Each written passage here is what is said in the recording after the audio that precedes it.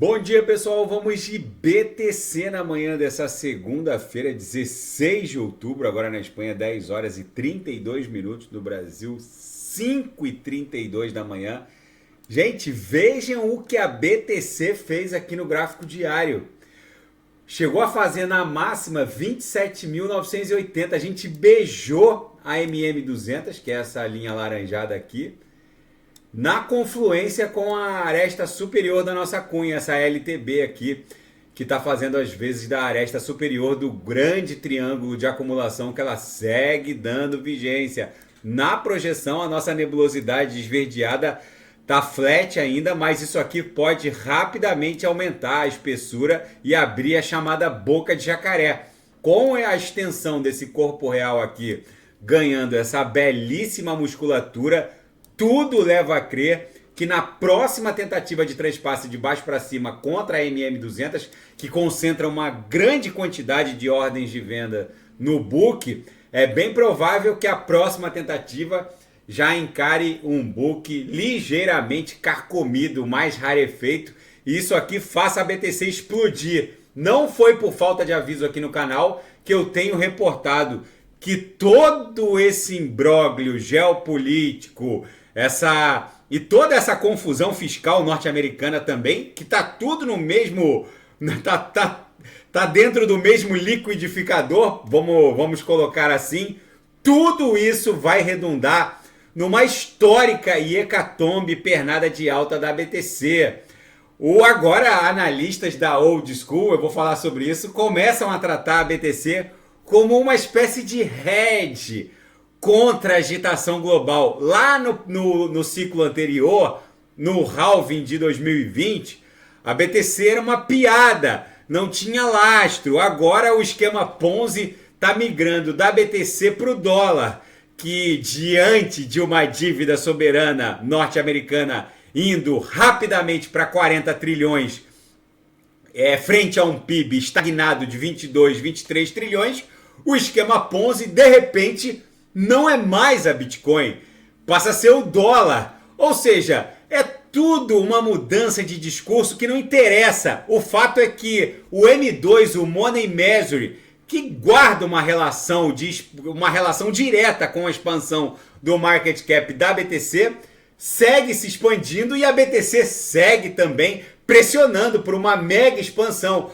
Aqui no gráfico de 6 horas ancorado pela banda de VWAP mensal, como eu reportei, sempre que a BTC escapole para baixo, aconteça o que acontecer, ela sempre volta em direção à VWAP mensal, como num efeito elástico. Nesse momento a gente está indo em direção à upper, justamente porque tem muita coisa acontecendo. No intraday, a BTC está uma delícia de tradear. Bateu aqui na lower na madrugada, esgarçou as uppers, acabou indo buscar a última upper, agora está acumulando. Provavelmente vai dar uma agulhada para VWAP e depois vai seguir essa pernada de alta. No 4 horas ficou bonito de ver. Com certeza o target dessa pernada é algo ali próximo de 30 mil dólares.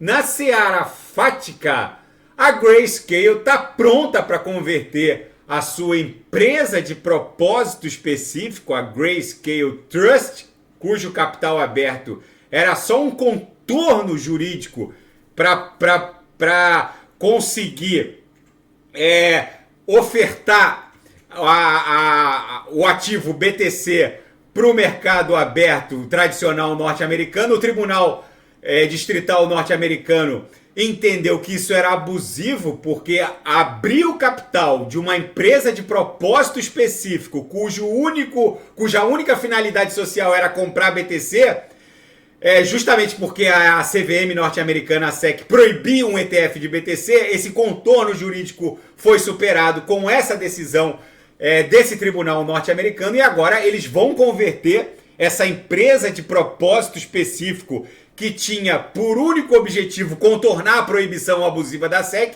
em um ETF de BTC no mercado à vista. E agora os analistas dão conta de que a CVM norte-americana, que criou toda essa confusão, proibiu o ETF do mercado à vista, mas permitiu a abertura de capital de uma empresa cuja única finalidade social era comprar BTC e expor os investidores tradicionais a própria Bitcoin. Agora eles alteram todo o prospecto e vão provavelmente aprovar o ETF Spot à vista da BlackRock, da Fidelity, da Citadel, enfim. Agora entra o jogo pesado dos institucionais aportando na BTC.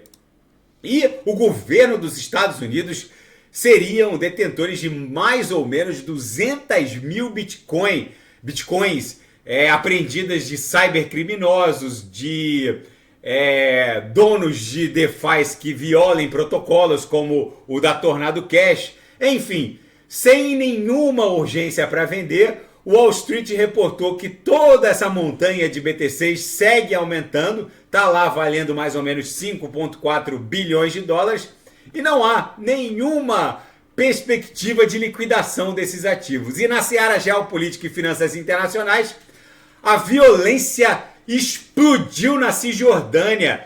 Gente,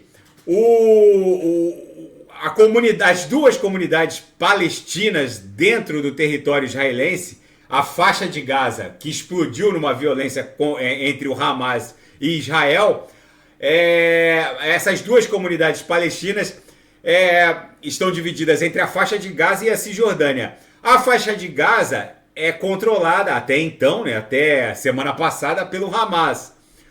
A Cisjordânia pelo Fatah. O fato é que agora a violência dentro da Cisjordânia, que ainda guardava meios de comunicação relativamente pacíficos através do Fatah com o governo de Israel, agora está saindo do controle. Aumentam as preocupações de que os confrontos possam resultar numa nova faixa de Gaza. Vamos ver como isso vai se desdobrar. Já morreram mais de 50 pessoas, a maioria palestinos, dentro da Cisjordânia.